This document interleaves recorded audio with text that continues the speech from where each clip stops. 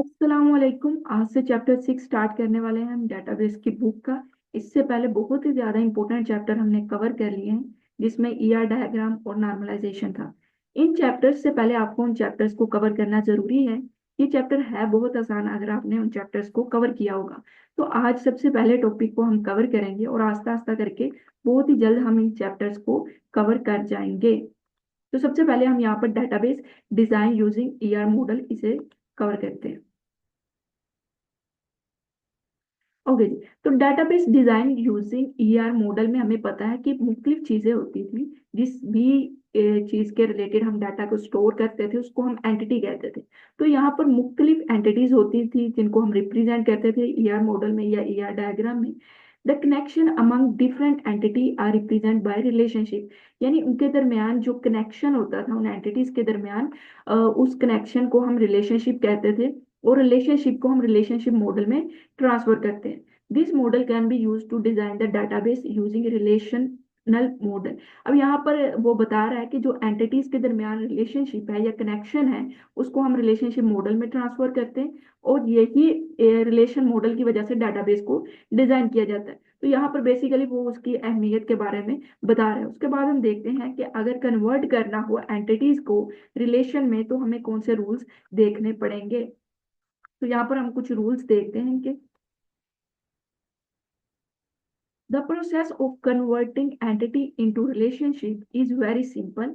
In this process, the name of entity become the name of relation and attribute of entity become the field of relation। बहुत ही important चीज को यहाँ पर उन्होंने लिखा है, इसलिए मैंने पढ़कर आपको बताया है कि जब एंटिटीज को रिलेशन में कन्वर्ट करना है तो बहुत ही सिंपल है। लेकिन ये चीज आपको ध्यान में रखनी पड़ेगी कि जो एंटिटीज का नेम होगा वो रिलेशन का नेम बन जाएगा। और जो एंटिटी में हमें पता है एट्रीब्यूट होते हैं, जो प्रॉपर्टीज होती हैं, वो रिलेशन के अंदर फील्ड्स बन जाती हैं। अब हमने सिंपल कन्वर्जन देख ली कि एंटिटी से रिलेशन में हमने कैसे कन्वर्ट करना है। इसके बाद क्या किया जाएगा, इसके बाद हम नॉर्मलाइज कर लेते हैं। नॉर्मलाइजेशन के चैप्टर में जो हमने क्राइटेरिया देखा उसके मुताबिक अगर मजीद उसको नॉर्मलाइज करना हो तो वो नॉर्मलाइज होता रहता है। लेकिन मेन चीज यही है, यहाँ तक आपने इसको लाजमी से अच्छे से ज़हनशीन रखना है। अब यहाँ पर कुछ उसने चीजें बता दी हैं कि मुख्तलिफ तरह से हम इन्हें मुख्तलिफ टर्म्स में बुलाते हैं, लेकिन होती चीज है सेम ही। यानी ईआर मॉडल में जो एंटिटी है उसे रिलेशन मॉडल में रिलेशन कहा जाएगा, डाटाबेस में उसे टेबल कहा जाएगा, ट्रेडिशनल प्रोग्रामर उसे फाइल कहेंगे। तो इस तरह से आपने इसको अच्छे से जहन में रखना है इस टेबल को कि इन सेम चीज है। आपको इसकी डेफिनेशंस के बारे में पता होना चाहिए क्योंकि ये ऑलरेडी चैप्टर्स में कवर हो चुकी हैं। लेकिन रिलेशन मॉडल में क्या कहा जाता है, डाटाबेस में क्या कहा जाता है, ये इंपॉर्टेंट है। ये एमसीक्यूज में अक्सर पूछा जाता है। अब यहाँ पर एक एग्जांपल को देखेंगे। तो जब भी आपके सामने एक ईआर डायग्राम आएगी उसको कहा जाएगा आपने रिलेशन में कन्वर्ट करें। तो आपने एक एक चीज करके उसे कन्वर्ट करना है। यानी सबसे पहले उसकी एक एंटिटी को देखना है। सबसे पहले आपने क्या देखना है, एंटिटी को देखना है। बिल्कुल उसी तरह जिस तरह मैंने आपको ईआर डायग्राम में कन्वर्ट करना सिखाया था। तो बहुत ही आसान और सादा तरीके से मैंने आपको रूल्स बता दिए थे। उसके बाद हमने सारे प्रोजेक्ट कर लिए थे। तो वो बहुत आसान रहा था स्टूडेंट्स के लिए समझना। तो यहाँ पर भी हम एक तकनीक को, एक स्ट्रैटेजीज को लेकर चलेंगे। सबसे पहले आपने क्या देखना है, एंटिटी को देखना है। तो यहाँ पर जो एंटिटी है वो है इम्प्लाई।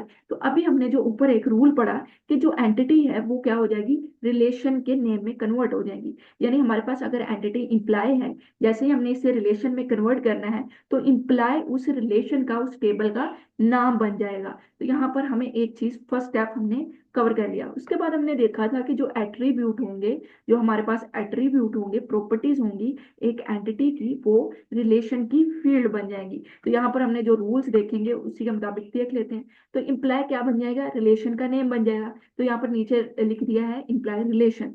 अब जो टेबल है, जो जो रिलेशन है, इसके अंदर जो एट्रीब्यूट हैं वो क्या हो जाएंगे, फील्ड हो जाएंगी। तो हमें पता है जो कॉलम्स होते हैं उसके ऊपर जो हेडिंग्स होती हैं उसको हम क्या कहते हैं, फील्ड कहते हैं। तो सिंपल जो एट्रीब्यूट है वो हमारे पास हेडिंग्स हो जाएंगी उस रिलेशन की, यानी उसकी फील्ड हो जाएंगी। तो यहाँ तक हमने सिंपल कन्वर्जन देख ली है।